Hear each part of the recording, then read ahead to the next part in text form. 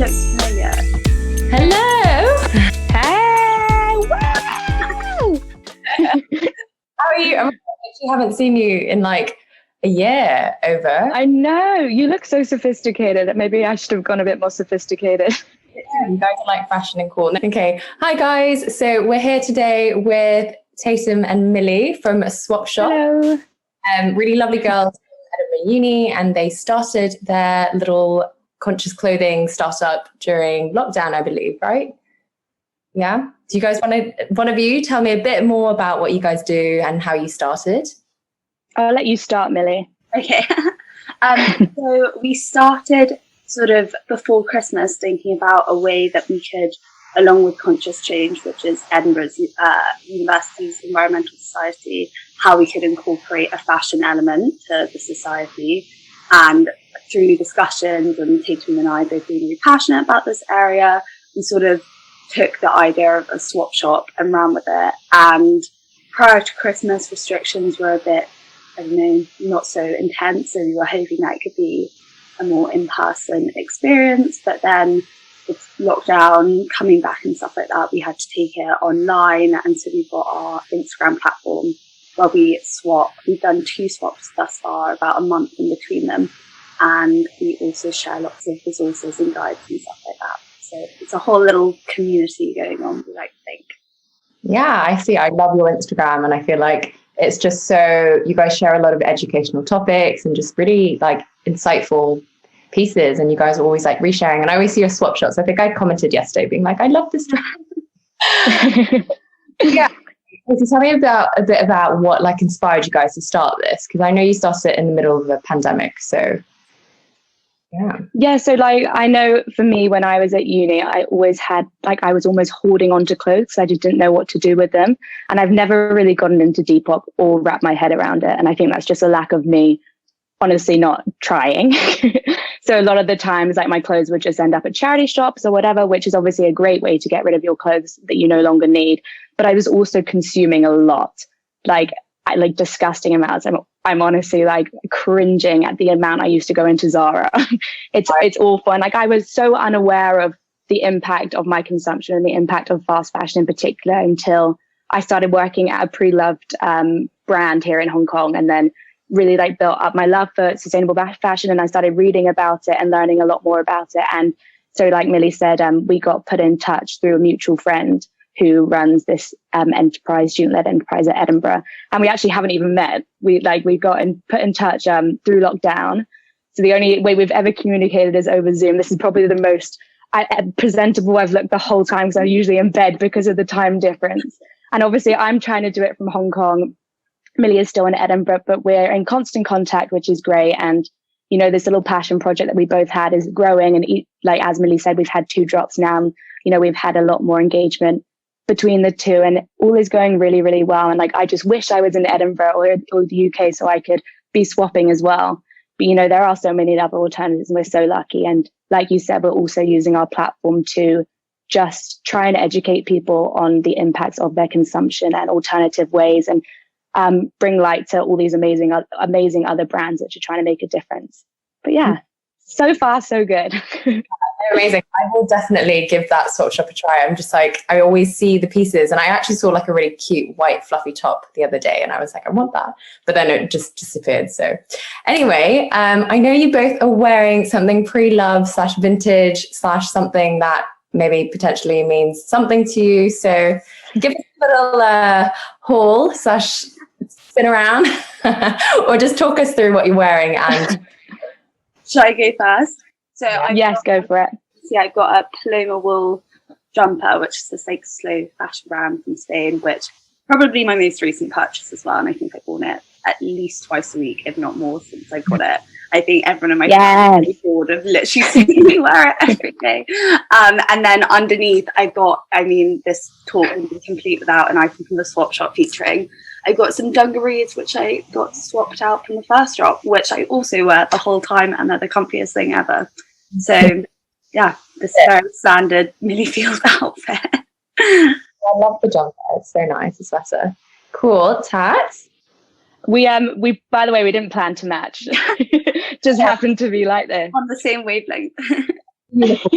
I am wearing all my mother, which, I mean, I'm lucky enough to have like a super stylish mum with an amazing wardrobe. And I've got some Ganni dungarees on. She's quite trendy, my mum. Gosh. Just like this. They used to actually have these huge bows on the front, but I took those off. They weren't really for me. So you get just another way that you can adapt and change your clothing. And I've also got one of her singlets on underneath. I have no idea where that's from, but that's just a plain top. But yeah, very lucky to have a stylish mother. Yeah, I wish my mum kept her clothes. She had I was flipping through her photo book and she had like loads of cool dungarees and stuff. Because I feel like that was the time where dungarees were like such a big thing. Dad wearing like full boiler suit as well. Yeah. Cool. Well, I guess you've shown us firsthand, lovely pre-loved and secondhand items.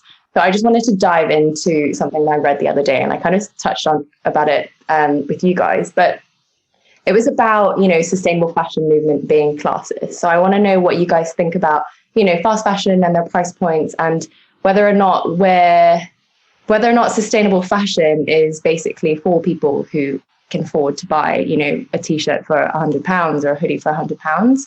And yeah, just what you think, whether you think it's classist or if they're leaving out, people in working class or middle class. I'll start if that's okay, Millie.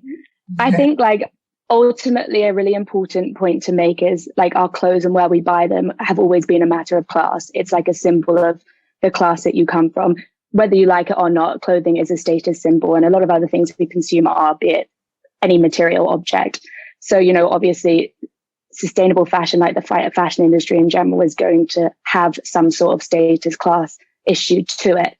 And obviously sustainable brands are marked at a higher price point than fast fashion. But I think the problem with our society is we have this narrative where we think clothes should be cheap and disposable. And that's the picture that has been painted and depicted by fast fashion. But, hundreds of years ago, that was never the case.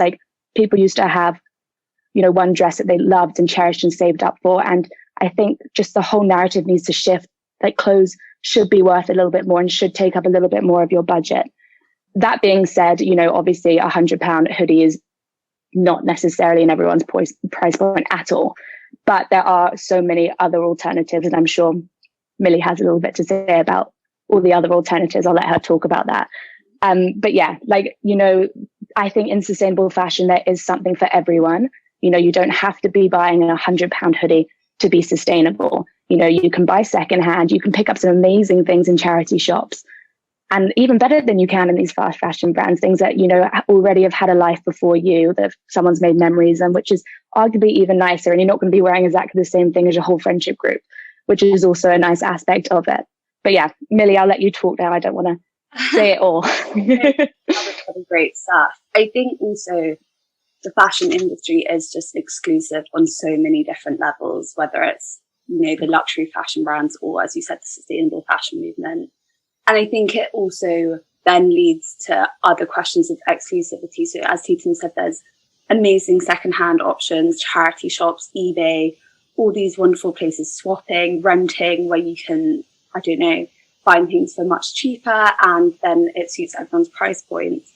But then also within those secondhand areas, you have the issue of it being quite sizist, and then there are lots of different body shapes that are excluded from the secondhand narrative because small brands maybe can't afford to do a wider range of sizes, or you have charity shops where the stock is already limited, but then there are specific sizes that also aren't catered for.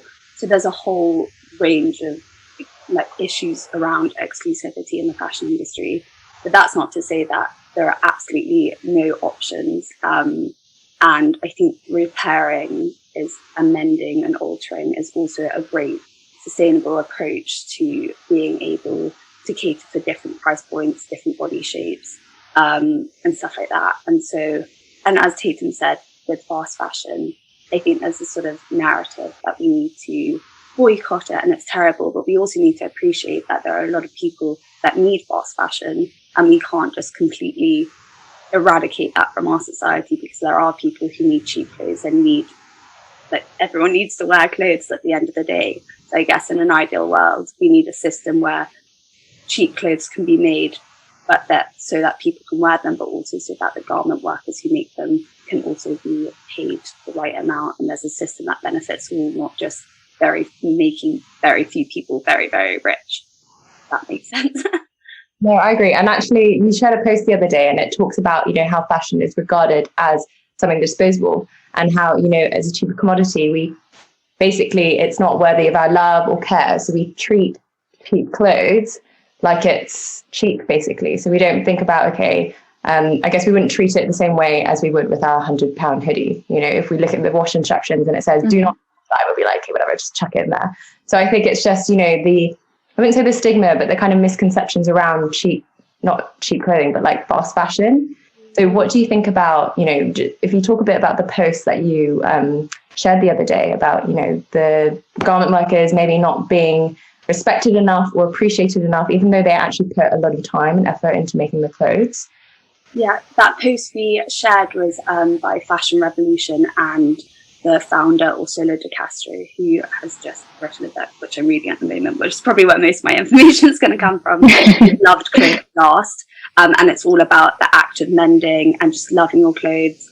And that post we shared was about sort of the value going beyond the price tag. If you love an item, then you should want to look after it, and you should want to look after it forever. So whether that's a £2 top from Primark or a £200 top from a high fashion brand, you know, you need to respect it, not just for yourself, but also, as she said in the post, for the garment workers. And with fast fashion, there's a stigma that it's badly made, therefore it doesn't warrant being loved or repaired or looked after for ages.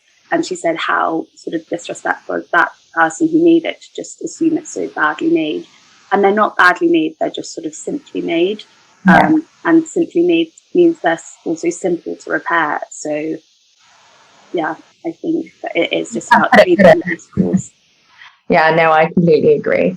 Okay, so say we have, you know, we still have a lot of shopaholics out there, and a lot of people not knowing how to kind of take their first step into sustainable fashion. Obviously, you know, you have options of doing charity shops or swap shop, but what are kind of like baby steps, I guess? You know, we always have to kind of take smaller steps to get to where we want. What would you suggest someone who has no idea where to start, still shops at loads of fast fashion brands and, you know, consumes fashion like it's, you know, just very disposable? So what would you suggest as like a good kind of first starter? So I think like this was me maybe a year ago. Like I'm a shopaholic, and I said, it's terrible. But you know, that being said, a lot of the stuff I have bought, I've worn hundreds of times, but then I'm also guilty of having bought stuff because it was cheap and on sale that, you know, still had the price tag on. And it's very, very important to, if you have the privilege to, educate yourself on the impact, because as soon as I did, it completely changed my perception of the fashion industry. And I don't know if it was a matter of me just being ignorant before and not wanting to know, but as soon as I made that shift, my whole consumption and perspective around it changed. That being said, like, it obviously didn't go good all at once. Like, I went from, you know, not going in Zara and shopping the wholesale to, you know, consuming a lot less. And then my New Year's resolution this year was to try cut out fast fashion altogether. And I'm not necessarily suggesting to do that cold turkey, because I found that to be like a real challenge. But that being said, you should start with small steps. Say to yourself, you know, I'm going to buy something new every month. Or I'm going to, the next thing I purchase, you know, I'm going to think about it for a week before I buy it to make sure that you love it. I also think another thing is important is before you buy something to think about how you're going to wear that and what you have in your wardrobe that will match with it. Because you don't necessarily want to bring in a new piece of clothing that, you know, you then bring home and think, oh, I have nothing to wear with it. I have to go out and buy something that's going to match it. Or even worse, sits in your wardrobe and you never ever wear it. Yeah. There are like definitely some like steps that you can take, but one of the most important things that I did that really, really helped was I unfollowed all influencers that promote fast fashion brands and all fast fashion brands on Instagram. And in doing so, you know, the lovely algorithm changed everything that I see. So I no longer see anything really to do with fast fashion. My whole feed is really on sustainable fashion. And so like everything that I'm seeing is completely changed. I'm no longer marketed towards, this disposable culture, which is great. And I think, as much as it sucks how much technology affects what we do, like, it is very, very important to make those small steps so you're not constantly inundated by like images of fast fashion that is completely unethical and unsustainable. So yeah, I think doing that is a really, really important thing. Unfollowing these people who are, showing you their newest collection of Pretty Little Thing and Boohoo. You don't necessarily need to see those things, but start following some more sustainable brands. Even if you don't want to unfollow all of them, do a couple, and then just really think it's important to start educating yourself if you have the resources to. Yeah, that's yeah, and that's actually so true. When influencers do post stuff like that, I do click, well, like I swipe up and like, where did they get that? And then I get targeted. Yeah. 50% off, whatever, and I'm like, no. But, yeah, exactly. Yeah.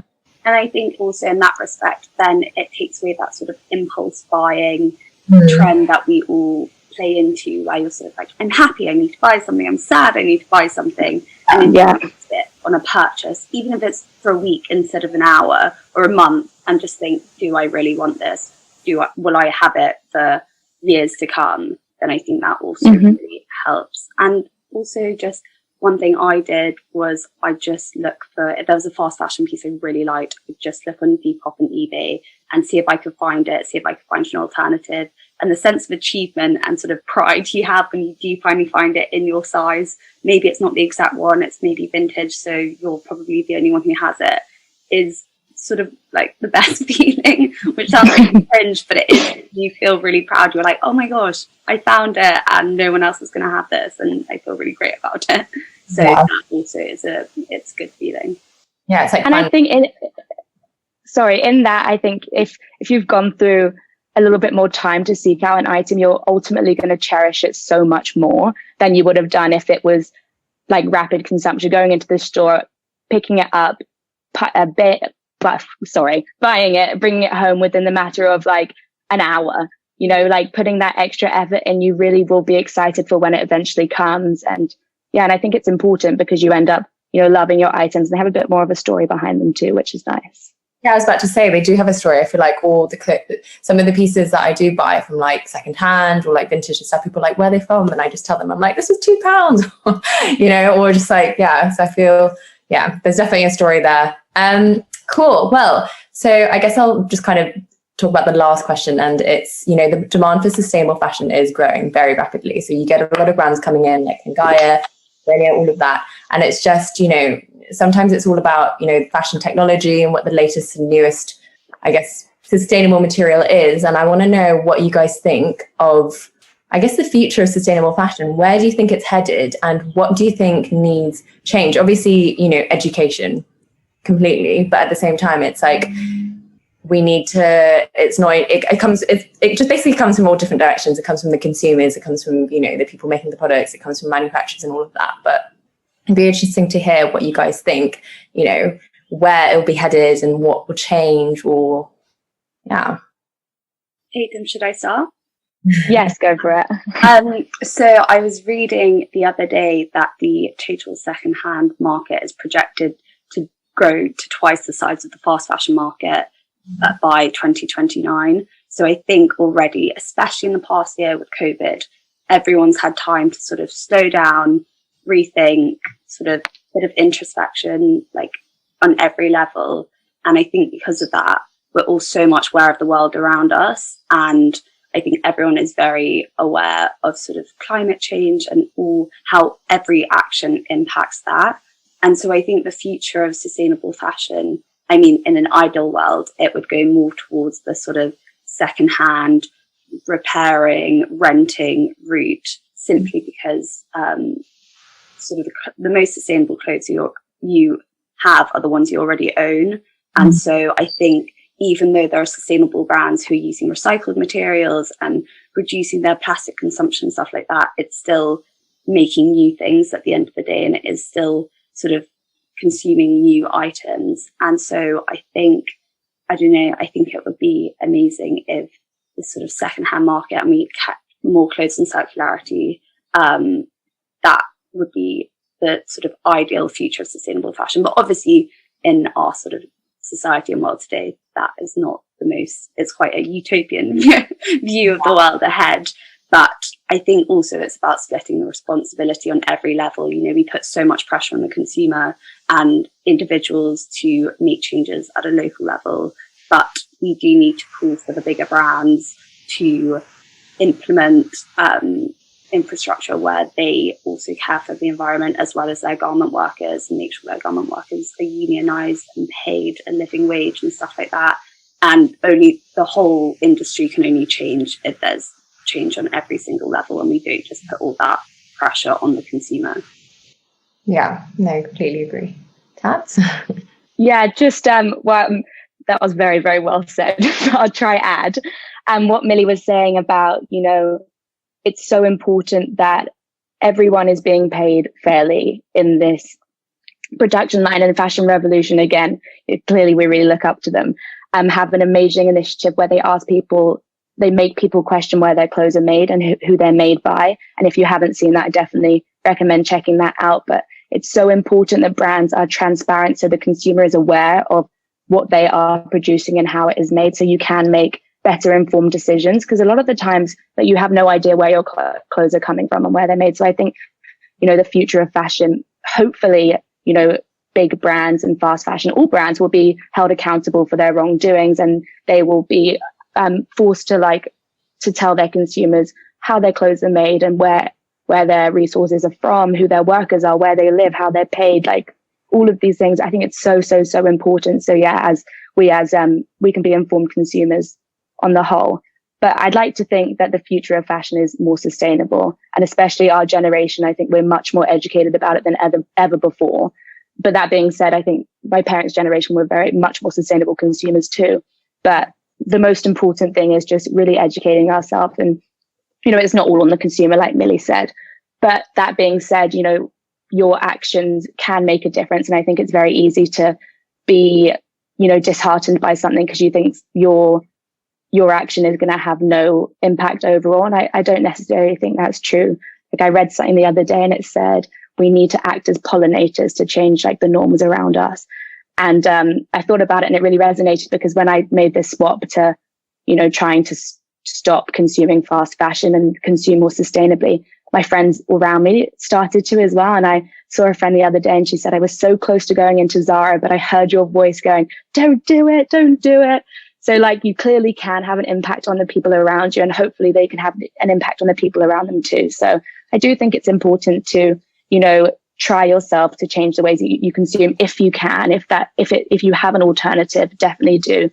But if you are a privileged consumer, make sure you like educate yourself, and hopefully the sustainable fashion, or the fashion industry, can become more sustainable. And like Millie said, like the secondhand market seems like it's going in the right direction. I think that's amazing, because there are so many incredible garments out there at the moment.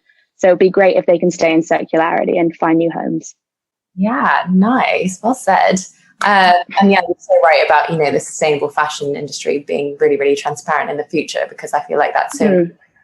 And with Leho, actually, a lot of customers do ask, like, where are these from? Or, you know, they do ask these questions. So it's important that brands are prepared to answer that truthfully. And I think it's also about a brand's responsibility. Like, now we ask a lot of our manufacturers, like, for certifications or just uncomfortable questions that maybe in the past brands would want to know the answers for. But now it's like, okay, you have to ask and you have to make that sacrifice. If they can't give that to you, then you just have to, you know, try and source something else externally or in different options. But yeah, cool. Well, I guess we'll wrap it up from here and maybe end in a way where you tell us how people can help you, how people can get involved with Swap Shop, what they can do. I guess maybe what the process is like. Do they take photos? Do they send in, you know, just So we open our donations for about 2 weeks to give everyone time to sort of sort through their wardrobes and stuff, and then you send us photos with a description, just the condition, size, all the basic information, and we put them all together onto our stories. And if you've swapped items in, we call you a VIP swapper, so you sort of get priority access before we open it up to our whole Instagram account, and you get tokens in exchange for your items, and then you can swap out depending on how many tokens you have. So the idea is keeping as many, as we probably said quite a lot, items in circularity, just because it's also so nice as well because so many swaps have taken place in person in Edinburgh, obviously abiding by COVID restrictions. But it's been really fun. I've met quite a few people outside the library and been like, here are my clothes, enjoy them. And it's just so nice to know that they're going to a new home and someone's going to love them for however long. That's good. Yeah, that's really, really nice. Yeah, and just to follow on from what Millie said, you know, if anyone's listening to this and are interested in what we're doing, it'd be great if you could go have a look at our Instagram.